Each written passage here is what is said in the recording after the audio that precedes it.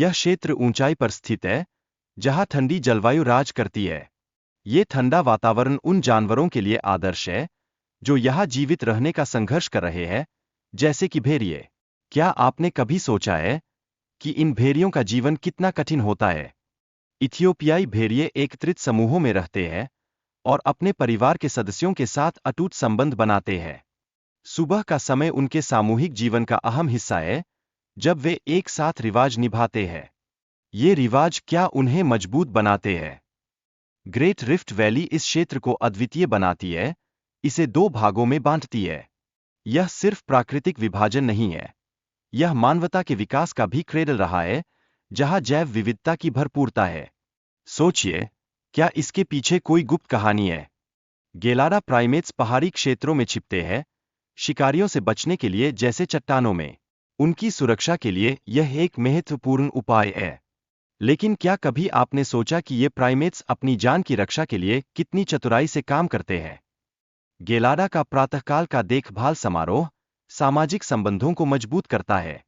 यह एक दूसरे के प्रति विश्वास और सामंजस्य का निर्माण करता है। क्या यह उनकी सामाजिक संरचना को और मजबूत बनाता है? गेलारा का अस्तित्व अफ्रीका और एशिया के विविध पर्यावरणों का परिणाम है। हालांकि आज ये केवल इथियोपिया के पहाड़ों में ही पाए जाते हैं। क्या यह उनके प्राकृतिक निवास की सीमितता का संकेत है? ऊंचाई वाले क्षेत्रों में जल स्रोतों की अहमियत है, जो लाखों लोगों के लिए जीवनदायी पानी की आपूर्ति करते हैं। ये जलवायु के अनुकूल परिस्थितियों में जीवन की आवश्यकता को भी पूरा करते हैं। लेकिन क्या जल के इन स्रोतों का दबाव बढ़ता जा रहा है? इस क्षेत्र में जनसंख्या घनत्व अत्यधिक है, जिससे चरवाहों और जंगली जानवरों के बीच संघर्ष होता है। यह स्थिति प्राकृतिक संसाधनों पर अत्यधिक दबाव डालती है। क्या इस संघर्ष का कोई अंत है? इथियोपियन भेड़िए अपने शिकार के लिए विशेष रूप से चूहों पर निर्भर रहते हैं।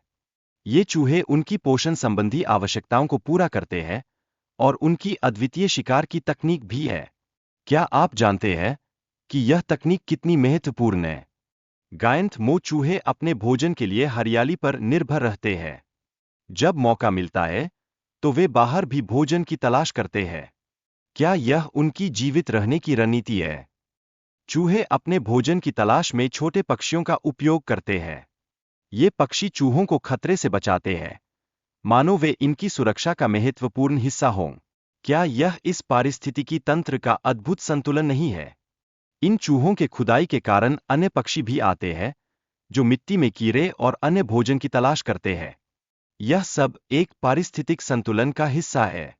पर क्या इस संतुलन को कोई खतरा है?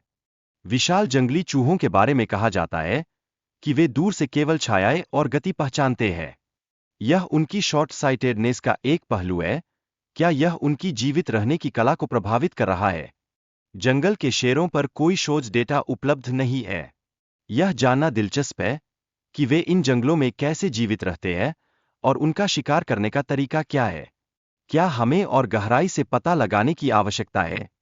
गेलाडास एकमात्र प्राइमेट है जो पूरी तरह से घास पर निर्भर करते हैं। वे दिन में 10 घंटे तक भोजन करते हैं, जिससे उनकी ऊर्जा की आवश्यकताएं पूरी होती है।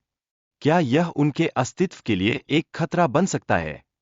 भेड़ियों के बच्चे सुबह की रस्म के बाद अपनी मां के साथ रहते हैं। वे जमी हुई ओस को चाटते हैं और खेलने में व्यस्त रहते हैं। यह खेल उनके लिए क्या सीखने का माध्यम बनता है? एमटीआई, एक युवा मादा भेड़िया, बच्चों की देखभाल करती है। यह उसके लिए एक सामान्य प्रक्रिया है और वह उन्हें सिखाने में मदद करती है। क्या आपको नहीं लगता कि ये सीखने के पल बेहद महत्वपूर्ण हैं? बच्चे अपने शिकारी कौशल का अभ्यास कर रहे हैं। वे अपने माता-पिता की दी हुई शिक्षा को अपने जीवन में अपनाते हैं। क्या यह उनकी प्रजातियों के लिए एक महत्वपूर्ण कदम है? भेड़ियों का जीवन कठिन हो रहा है क्योंकि उनकी पैक में युवा भेड़ियों का नियंत्रण करना मुश्किल हो गया है।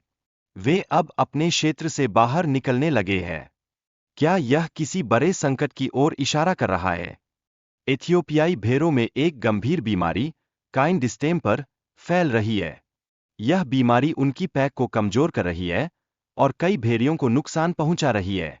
क्या यह उनके अस्तित्व के लिए एक बड़ा खतरा बन गया है? मानव गतिविधियों के कारण भेड़ियों के प्राकृतिक निवास पर प्रभाव पड़ रहा है। इसके बावजूद वे शिकारियों से सुरक्षित है, लेकिन फिर भी उनकी संख्या में कमी आ रही है। क्या हम इस स्थिति को बदलने के लिए कुछ कर सकते हैं?